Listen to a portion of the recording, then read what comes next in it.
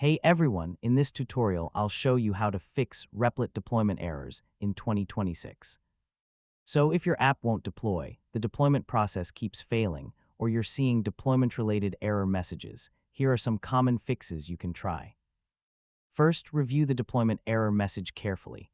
Many deployment failures include details that can help identify whether the problem is related to your code, configuration, or project settings. Next, check that your project runs correctly inside the Replit workspace before attempting deployment. Yeah, if the application doesn't run locally, it usually won't deploy successfully either.